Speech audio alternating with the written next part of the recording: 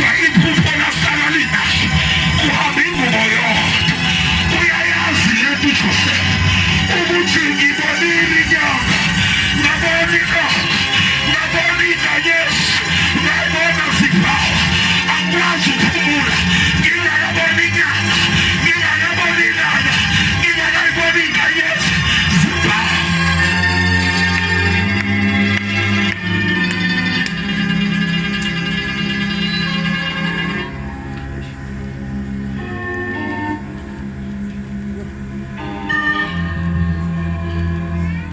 Baba, angidlule entweni ebuhlungu kuleli bandla. uNkulunkulu angivulele yona, athe lizodlula kuyona eliprepare la eliya khona. Leli bandla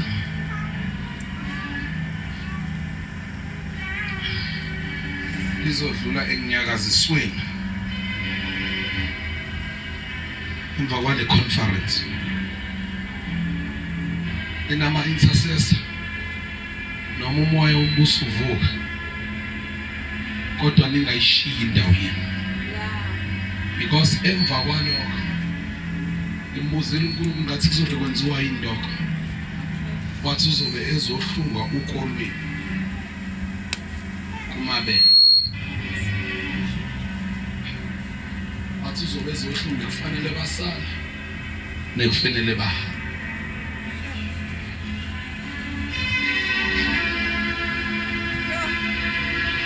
Kuzobe ngathi kunedemoni ekufikwe nalo kanti akunademoni ekufikwe nayo. It's because kunabantu bemove yandeli bank ekufanele bangasaphazanyiswa. Let me preach. Kunabantu ababone inyanga nelanga nezinkanyezi zipawa. Can I prophesy? Ngase nithi baba, kodwa uthenje izwi lakho la yonyathela khona amathonya olwizwi, leyo ndawo sesidlela. Wathi yes, sengifikile kule ndawo, nozoma kule ndawo amelane nami ngeke asakwazi ukuphumelela. Can I preach bazalwane? Ngoba kunento ezokwenzeka kuleli bandla, yinto esingakaze sibone yenzeka. Ngambuza Sipho, into lezokwenzeka akekho ozongena egula kuleyo nyanga abuyele emva nesifo sakhe. Wesipho yini lezoyenza ngizwa nzima, akekho ozongena namadimoni abuyele emva ngawo amadimoni.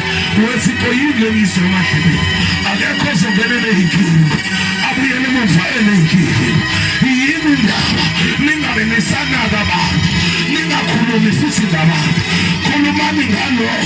Bekani uJesu umqalisi nomphelelisi wenu, yekani izimo. uPaul mayebhala uthi kunye kwenzayo ngiyakhohlwa ngemuva, ngilulela kongaphambili. Your problem usule wabamba izimo esezadlula, wabamba izimo ezakushaya, wakhohlwa ukuthi khona la uyakhona. Wathi ngithi forever and backward ungabusabuyele emuva. Yini le ngikhuluma ngayo? Ngikhuluma ngokuthi mina kunezinto ezizokwenzeka. Ngibona le moto ezifana ayizofika nabanye abantu.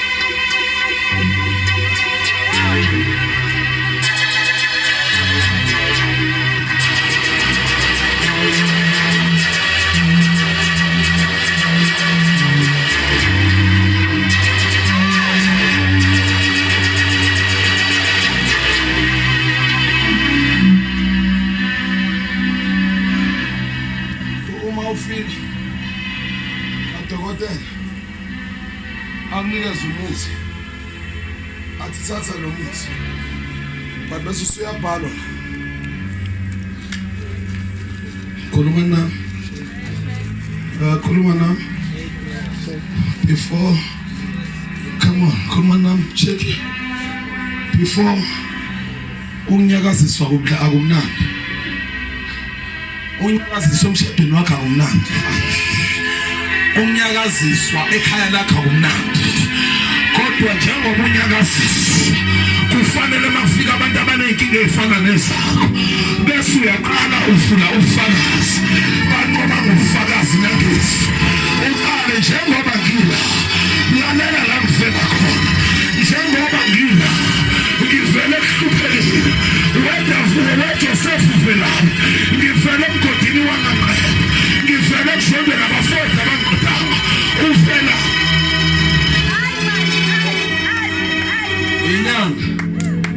ilanga inganyezi zibhawa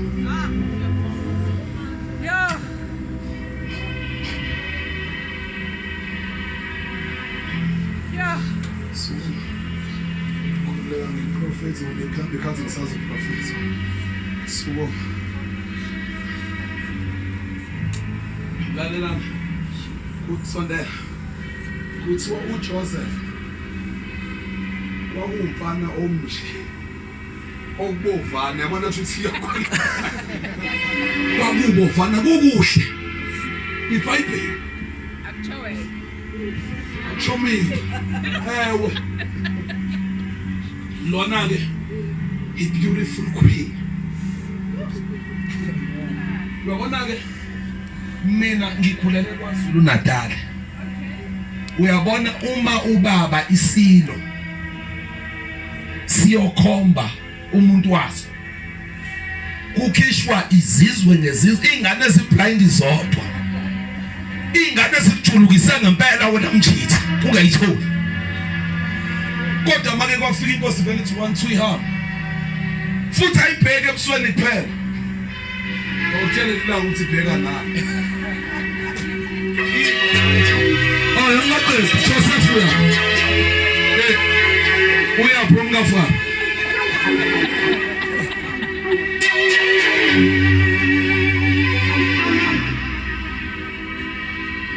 afika uJoseph washo noma chama boy awuzwise phela kancane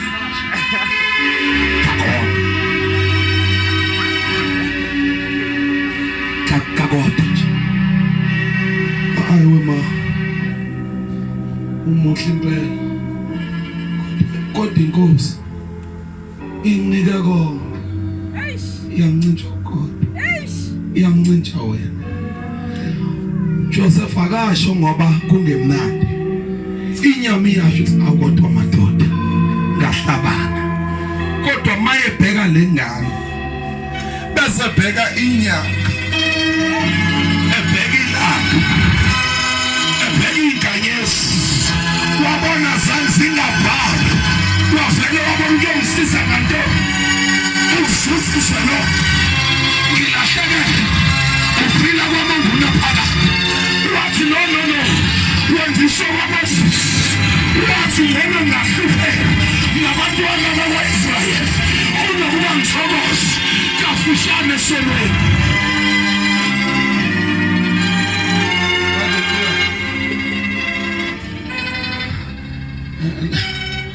wabuya ngakusasa efaka isiketi esincane nesicathulo eside Joseph wayicoshisa lapha nobala kwavela konke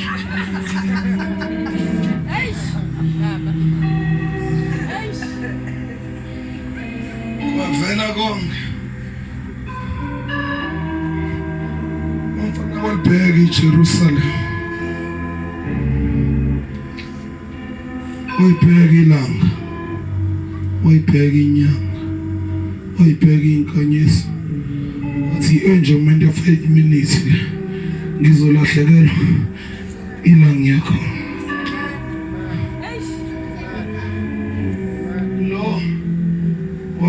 uyahluleka babeke wena bese khumula ibhanti uyabaleka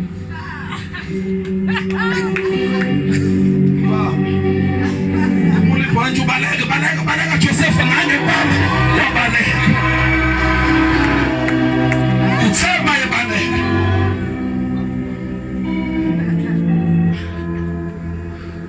sebalekile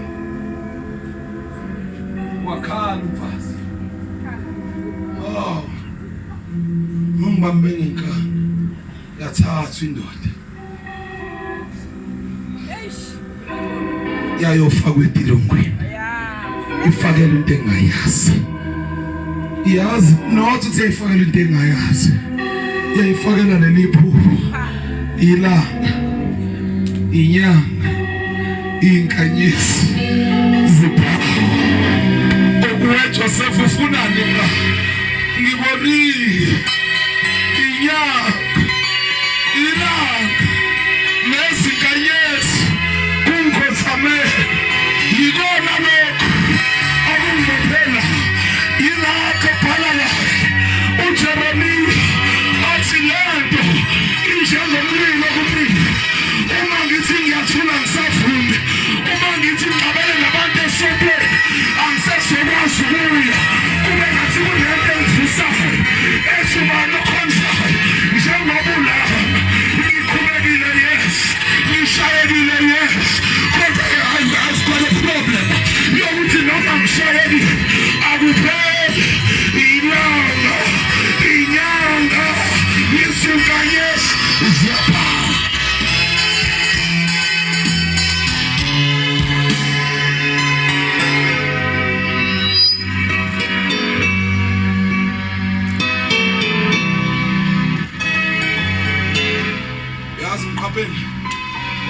into ebuhlungu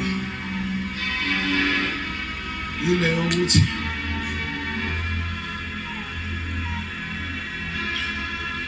abanye abantu bafuna ukuyiphula ebhodweni bengakavothwa.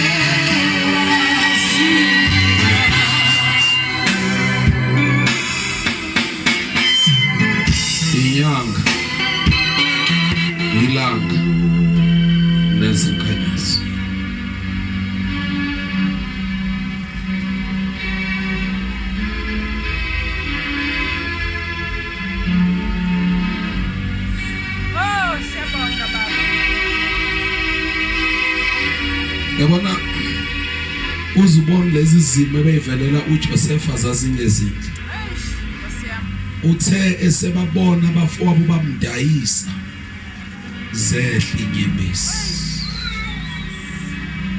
because ukuze uphumelele kufanele kube kunezinto ezilahlekelayo.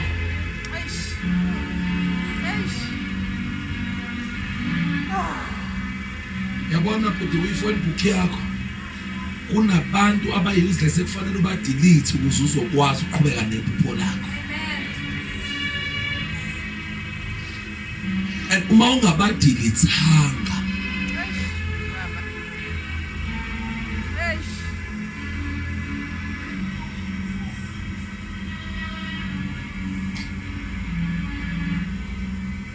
into eyangisiza evangelini sengikhuleka, ngasizwa ukudelete kwasani kulaba bantu abangasile.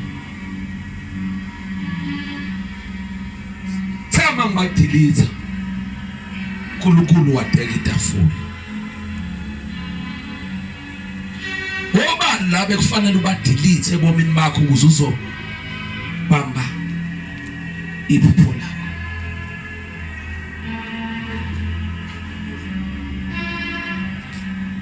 Sentandas. Yazi ngikhuleka nzima. Ngikhulele ukuthi urumoda akowayo. Siyabafana siba u5 ekhaya. Fike kubo umdala, kube yimini, kubo pastor A, kubo Ndu, bese kuba ilast point. Siba u5.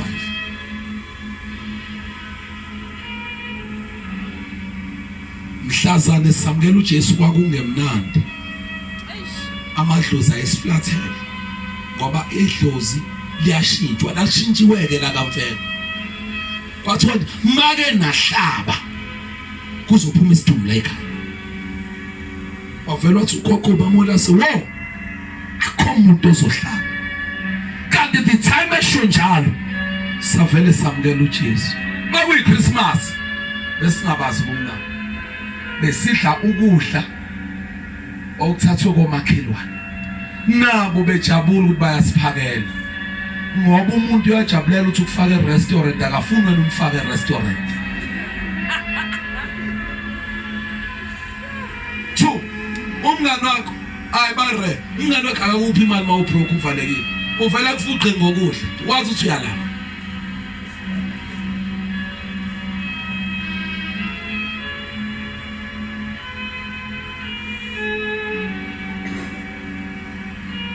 Samukela uJesu. Kanti sikwi-altar call eyodwa nomfowethu omdala. Singazi ukuthi silana because sasotshe komabhebeza ngoba noma uhlupheke kodwa umabhebeza. Yabatshe. Sathi uma sifika safica indoda ebeka ivangeli. Seza phambili. Sithe masibuyele ekhaya. Athi laba hayi angisezoba nawo wathi uroom loyo ke manje senzohlala emgaqweni nilahla amahlozi. Niwalahle. Ngisaphumelela. Nina nandalela ukuze nife nihlupheka. Manje mangingena kodwa ebandleni ngingena kabuhlungu sengithandaza. Ngingena mfundisi uXaxama abefundisi bayahlupheka. Noma ngaphathi ibandla elikhulu kodwa uyahlupheka. Ngaplana ngathi baba njengoba usunginike this opportunity ngizofunda engathi ngiyahlanya. And ngifuna ukwenza ilaw mina. Thema ngifika ka10. Angiphase kahle mntana sekhaya. Khona uyabona uma ungibheka ukuthi hayi umuntu ohlakaniphile. Kathi uma ngifika kwaqala kwafika umfowethu omdala. Uthe mayefika sekufanele ayokwenza ugezi because ubedila nogezi. Ayokwenza ugezi. Esebonile amathuba esemvumela because kunomfowabo babo kaEscom oyisikhulu. Esenza sengimnandi. Uthe mayefika ka10 yavela amshintsha lento. Kwathiwa calling. Wathi kwafanele ayokwenza theology. Sihambi home cell. Wafika ugogo. Ikhonzela nje. Ngathi mangithi 10, standard 10. Mshaya umdabulile. Andovela walinda angalo gogo phela wayengizweni. wakhala wazala ngeza ke wangibamba isandla kokumlifu akaprofeti uhleli mfana wami usayi lapho kuzovaleka zonke izinto zakho make waya uzohlanya nokuhlanya baphabaza angisayi kuphi manje ngiyayibuza phela izakwazi uyibona mayikhulu angisayi lapho nangu ko umuntu mayesehamba emhlabeni uyayema dana usayi ngithule kamnandi angiyihoyi le ntangana silemthi ukhuluma ngani. But I've got a problem mangifika ka-10 ngizwa izinto ezikhalayo emadleni ngithi mina nawo umhlola wami ngizwa ngedwa engibuza umakhelwane uyawuzwa kodwa umsindo wathi lo umsindo owani lo umsindo akathi kuphuma ama-result wavela lokho kade uNkulunkulu angitshela obiziwe awusayi university yokwenza ilokhozi hamba ukwenza theology eke laba befundisi bamaqathule idabukile behluphe nami ngiye lapho phela ngeke ngibe namoto ngeke ngibe namuzi awungeka right hayi ngicama ukufa phela ekasho ukuthi asidalela ukuhlupheka uma wami wakhala minye embezi kanti la ekhaya ngidalela ukuhlupheka ngize ngifini na kanti ukuhlupheka mina ini impilo yami benje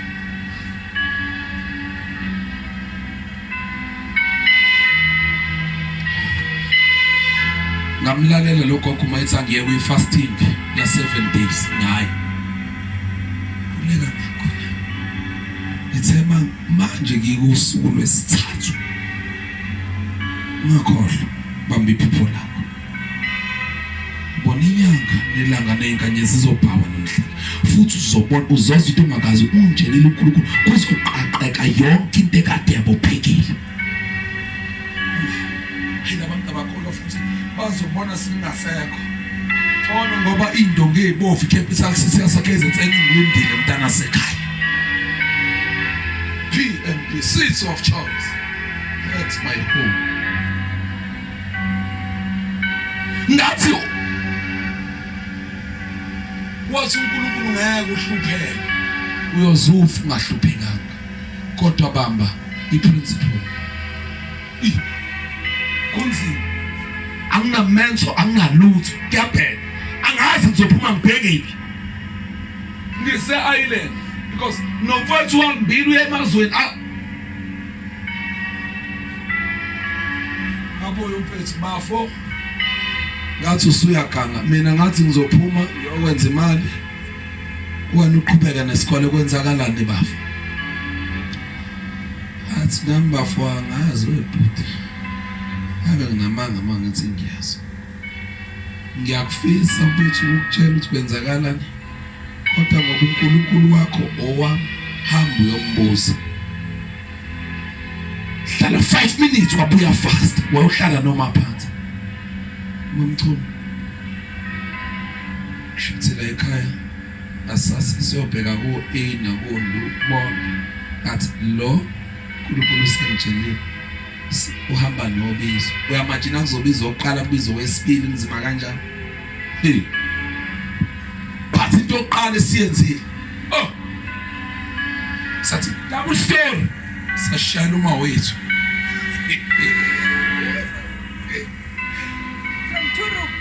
from two room odaka ubuyithatha phi manje asasi kodwa kungenzeki ebaphini kuyena kuyenza samshayela uthema yakhelwa ngapha wayishada lokuqala uthema ishada wayithenga imoto bathi kwenzakalana wathi wayilamanisa ngabe ngishada ngimlandela eduze ngithema ngishada wabethenga umuzi ngabe ngingena ngathenga imoto ngiqeda ukushada no angiyithenga ngandikelelwa imoto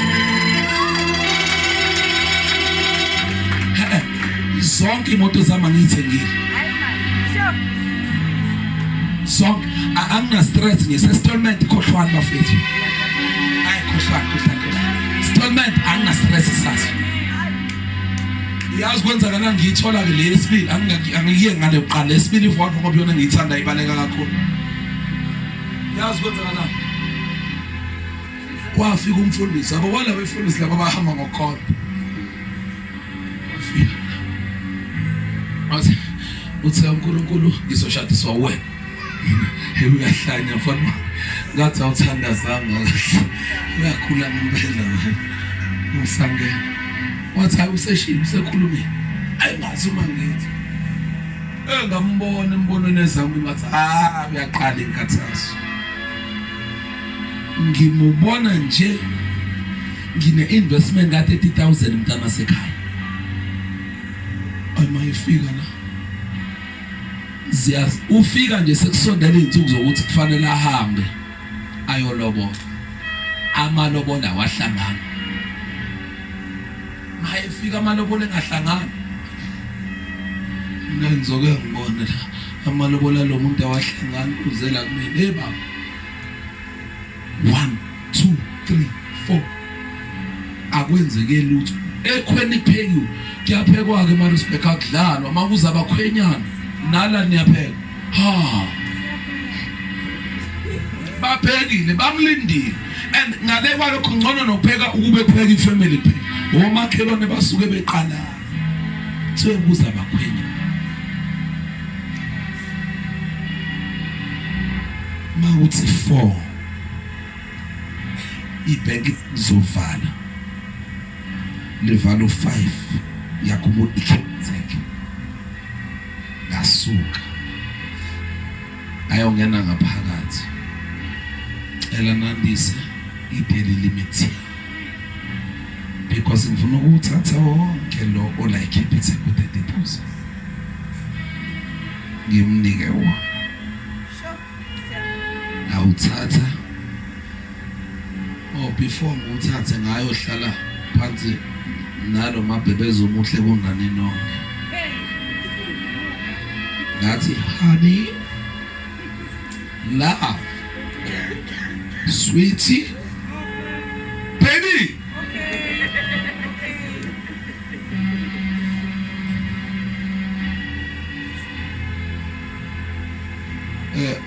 kunomngane wethu oboleka imali la othe uzoyikhokha. Hayi baba ngabe sezakho kwazonke lezi imali owunikela ngazo wayinika ngase zakho kwazonke aqala ngathi hayi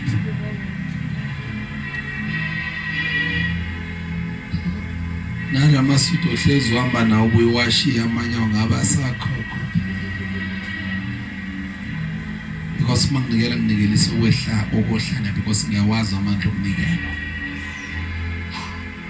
Yabona nje njengobhi akhipho kweshulu esontweni lakho uyozuhlupheka uzohlupheka unemoto uhlupheka unomuzi uhlupheka ukuthula kungabi bikho uzungene ethunini because wena urobha uNkulunkulu wayetshela ukuthi urobha umfundisi wakho.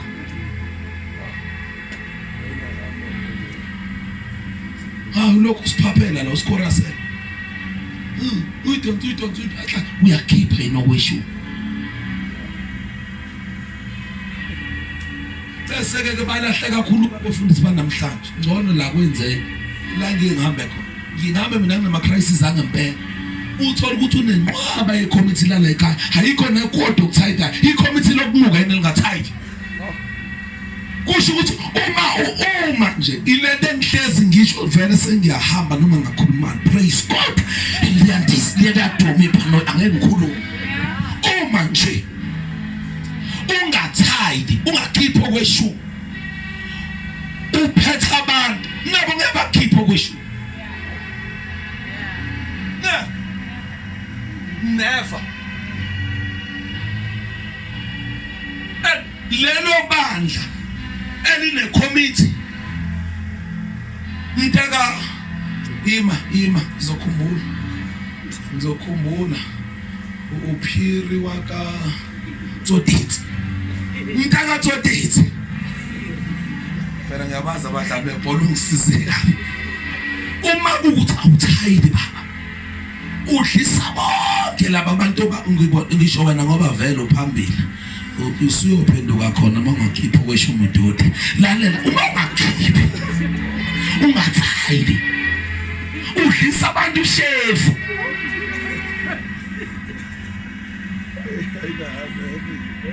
abadlisa uthatha kanjani ama decision ezimanini ongahlangene nazo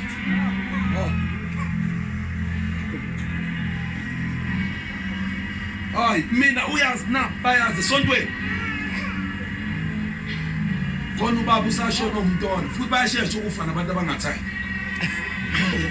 umntwana uma ungathayidi nje ithuna lakho liyasondela ngazi ngomntwana wasesontweni na ngaya ke emntwana wena uthisha mntwana yini ungathayi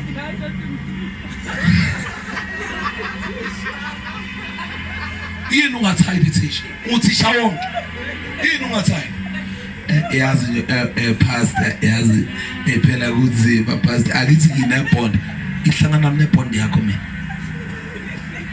mntwana usuyakhona lalela ke mntwana kusuka namhlanje njengoba uyichairperson awuselutho woza mntwana imana mntwana bazalwane angithi niyamazi umntwana uthi uyichairperson sathi amen njengoba uchairperson wabekwa yimi ngoba ngangimona ukuthi uyathayida ngoba abanye phela izikhundla ziyabona so naye bazalwane uhambe woniwa isikhundla lesi esinikwe mina ngitshelwe izulu ukuthi angimnike uyabona ukuthi akadelele angabe sakhipha kweshumi so kusuka namhlanje angikwazi ukuhlala uchairperson ongakhipha kweshumi akaselutho bazalwane uNkulunkulu abusise mntwana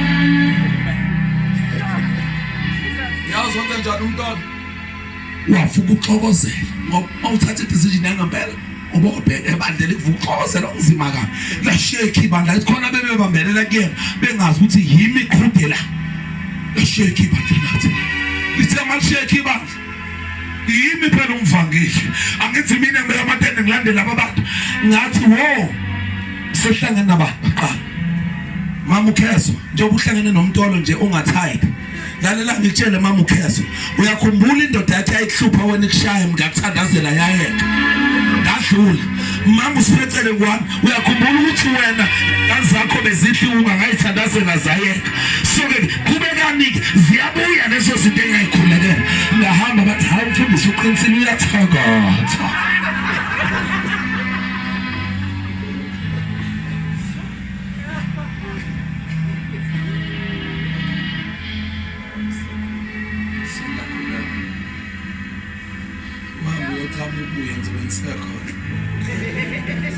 sobe ngisashumayela nje ngizobe ngingakashintshi khuleka nginanama envelope namhlanje uphenduka kwakho kwebeshumi kwakho ngikabona futhi uma ungawathathanga uhambe uyopheka uzungene engcwabeni ukuthi wahlula futhi ngathi ungahlala kulo msebenzi okuwona uphathwa abantu abafike kamuva uthi bangipost ingaphumeleli noma mabe delize umsebenzini baqale ngawe ngoba awulaleli uyadelela awukhiphe kusho futhi sekhuluma mina prophet njengoba ulalelile sekuzokwenzeka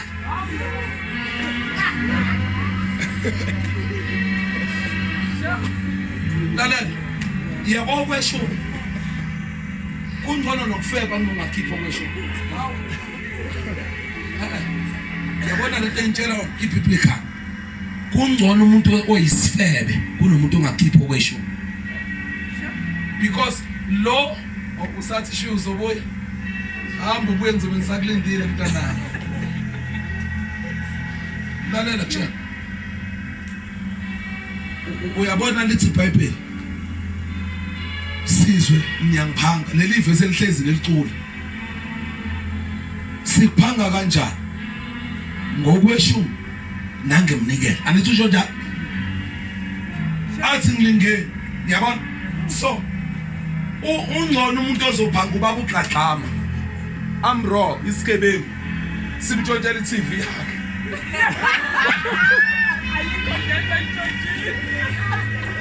singcono leso sigebengu esitshontshe sifika abaxaxama kunawe otshotshela uThixo, because wena njengoba webena uThixo mhlawumbe ngikwazi ukweshumi. Uyabona baba, okweshumi ngokomthetho uma kuukuthi fana laba abantu abeqinyanga akhiphe kule nyanga angakhiphi, yabo, akhiphe mayithandile angakhiphi, yabo.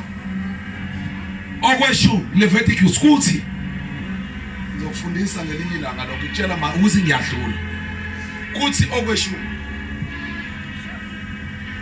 mawungakhiphanga kule nyanga baba kufanele ukudablishe ngenyanga ezayo bese ukhipha sengine-interest because ubolekile emalini kaJehova.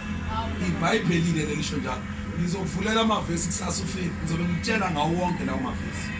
Leviticus adlala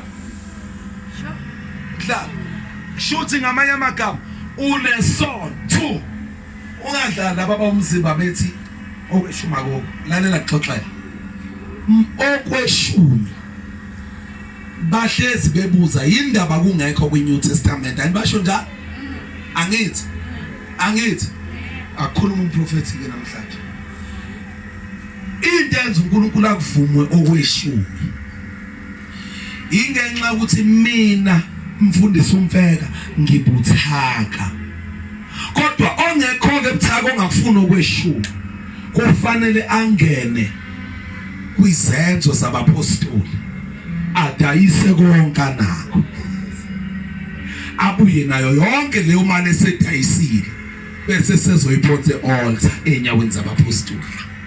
Ayizivula ukuthi iNew Testament akunebona mina kanjani ulanda konke onakho uzonikela ngakho ulanda uzulande neweave yoyidayisa nikele nayo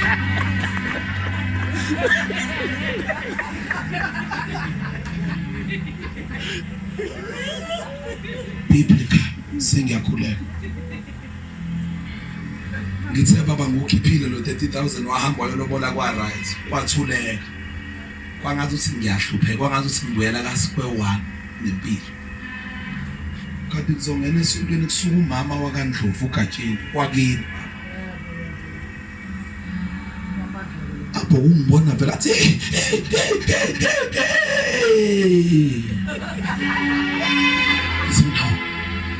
uma Ndlovu usehla izona unamadimoni phansi umfaka umlilo ulaba mayibuka mina uxoliswa yini khona amadimoni lo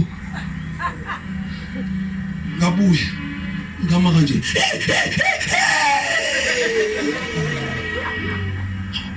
Mam Gatsheni yini inkinga mama kono yakho no kodwa Mam Gatsheni mayikhuluma ekhala kanje ngaqala ngayisearch actually ngidla isono anangicheck konje khona ne mhlambe wesicabene nolento lo mama ubona lento ngoba unakuwe prophet my wife ulenda igama uphela kuke kwenzeke uyabona unkosikazi kufanele wenze sure ukuthi ugeza aqala ukwenza konke ngoba uma kuyisonto uyofika late konje shuthi uprofet alendaba yami yokumhlinela unkosikazi wami njengoba nje enza lokho ngasuka ngahamba wavela waya kumpostoli mayifika postoli aziki le moto kuthiwa i-brand new ba sanda kuyithenga C30 Volvo sanda kuyithenga ino 2 days ifikile nangu KM Prophet the same day elalela uNkulunkulu nomnyeni wapathana zokwakhala endlini kwanesililo ayobhizi uyakhala ngiyasho nami umngamo wakhala ngangikhipha le mali yami because mina usazobona wonke lamafoni enikusasa ngizomnikelisa ngawo ngizobona ngizobona nalezi moto ebhakela ngizoyiqoqa zonke ngizobona ngizoqoqa konke ngizoqoqa ngoba kuNkulunkulu ngizokuthatha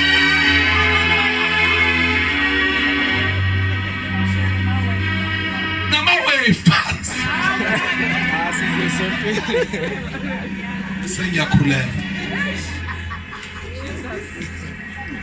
kuthe eseyikhiphile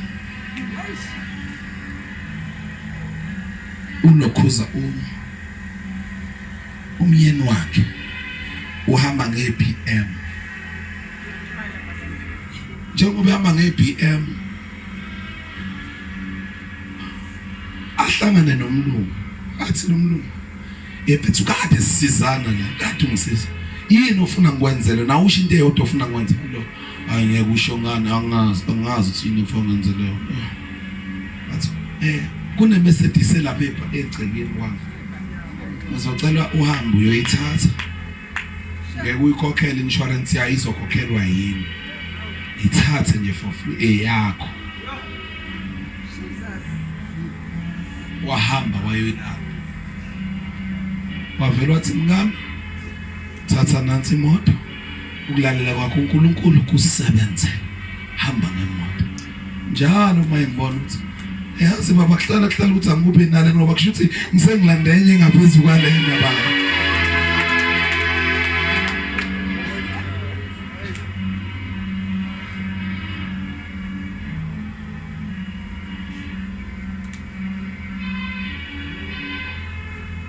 khuluma nami sengiyathandaza ziyabhala yabona ke namhlanje sengiyavala ndoza kuzobhawa ilanga nenkanyezi nenyanga kwe-8 kuyabhawa kwe-cancer kuyabhawa abangizwa labo kwe-asthma kuyabhawa zonke izifo kufanele zingene la zisabela abantu baNkulunkulu baphume be-right kuzobhawa ikweleti zeminyaka ngoba sekhuluma uJehova kuzobhawa ama-debit orders ahleze fake i-stress sizohamba phezu kwaho kuzobhawa iy'ngubo zakho othi usathi usayigqoke kanye ivele igugu ishiswe nayi-ayina kuzobhawa ngoba sekufika uJesu wamabandla ozandla zibanceba owahlula ithuna lavele lavuleka owanqoba nokufa uJesu yemizwa uyena namuhla uyena naphakade ubonani uJosefa yilanga izinga semeninya